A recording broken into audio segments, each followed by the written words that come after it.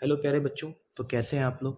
आज हम आपके सामने लेके आए हैं फंडामेंटल थ्योरम्स के बारे में। सबसे पहले फंडामेंटल थ्योरम के बारे में बात कर लेते हैं कि फंडामेंटल थ्योरम है क्या।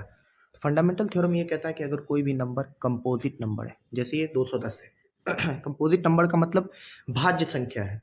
उस संख्या को अगर हम फैक्टराइजेशन के फॉर्म में तोड़ते हैं, ब्रेक कर रहे हैं, तो उसका जो फैक्टर्स होगा वो सारा क्या होगा, प्राइम नंबर आएगा।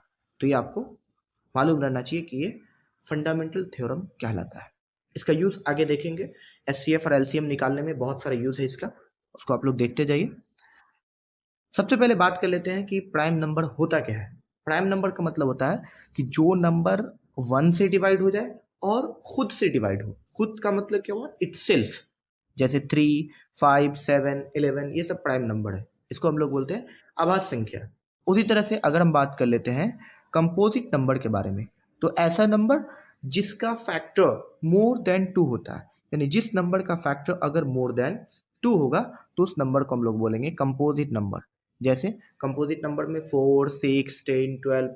जैसे आप मान लीजिए 4 है, तो 4 का फैक्टर 1 भी होता है, 2 भी होता है एंड 4 भी होता है। इसका जो फैक्टर है, नंबर ऑफ फैक्टर, वो क्या है, मोर देन 2 है। तो इसीलिए क्या हो जाएगा, कंपोजिट नंबर हो जाएगा। कुछ चीज़ें एंड ऑफ जीरो कंडीशन, अगर किसी भी नंबर को जीरो पर एंड करना है, कोई भी नंबर a⁴n के फॉर्म में है, तो आपको क्वेश्चन करेगा कि उसका जो n है वो पावर्स है, वो जीरो पर एंड होगा कि नहीं। तो उसके लिए सबसे पहले क्या है कंडीशन, कि जो फैक्टराइजेशन का फॉर्मेशन है, जो प्राइम फैक्टर है, वो 2 इंटू 5 यानी 2m इंटू 5n के फॉर्म में रहना चाहिए। इसके बाद हम देखते हैं कुछ क्वेश्चंस को। मेरे पास एक क्वेश्चन है, find the HCF of 26 and 91, यानी 26 और 91, 26 और 91 का एचसीएफ और एलसीएम निकाल के आपको बताना है। सबसे पहले 26 का क्या कीजिए, एक प्राइम फैक्टर तोड़ दीजिए, फैक्टरेशन कर दीजिए, फिर 91 का, उसके दोनों में कॉमन क्या 13 है, तो ये 13 उसका हाईएस्ट कॉमन फैक्टर है, इसलिए एचसीएफ हो जाएगा यानी मौसो हो जाएगा। उस तरह से अगर 13 को कॉमन निकाल लें तो बचा हुआ 2 और 7 है, तीनों को मल्टीप्लाई कर देंगे, 182 आता, मतलब ये क्या हो जाएगा, उसका एलसीएम हो जाएगा। एलसीएम का मतलब लॉसो हो जाएगा। ठीक है, उसके बाद आगे की तरफ चलते हैं। एक क्वेश्चन अपने पास है 12, 15 और 21।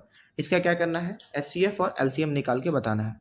तो सबसे पहले 12 का भी फैक्टरेशन कीजिए, 15 का भी और 21 का भी, ठीक है, कीजिएगा। उसके बाद क्या होगा, तीनों में 12, 15 और 21 में कौन सा कॉमन फैक्टर है, 3 मिल रहा, तो ये 3 क्या होगा, हाईएस्ट 3 ही है, तो इसलिए 3 क्या हो जाएगा, मौसा हो जाएगा, एचसीएफ हो जाएगा। और जो बचे हुए नंबर है, यानी कॉमन फैक्टर के अलावा जो नंबर्स आपके पास बचा हुआ है, सारे को अगर आप मल्टीप्लाई कर देते हैं तो आपके पास लॉस आ जाता है। इसी तरह एक कॉन्सेप्ट है कि अगर कोई भी दो पॉजिटिव इंटीजर्स आपके पास ए और बी दिया हुआ है, तो उसका एचसीएफ और एलसीएम का प्रोडक्ट जो होगा वो उन दोनों नंबर के प्रोडक्ट के इक्वल होगा, यानी उन दोनों नंबर का प्रोडक्ट के इक्वल होगा। अब जरा इस पे बात कर लेते हैं, क्वेश्चंस, एक क्वेश्चंस देख लेते हैं। जैसे मान लीजिए कोई क्वेश्चंस दिया हुआ है, इसमें ए 306 है, बी 657 है, और इन दोनों का जो एचसीएफ है वो 9 है। आपको एलसीएम बोलना निकालने के लिए हमने पढ़ा था कि एचसीएफ इंटू एलसीएम होता 2 नंबर्स का प्रोडक्ट। तो सबसे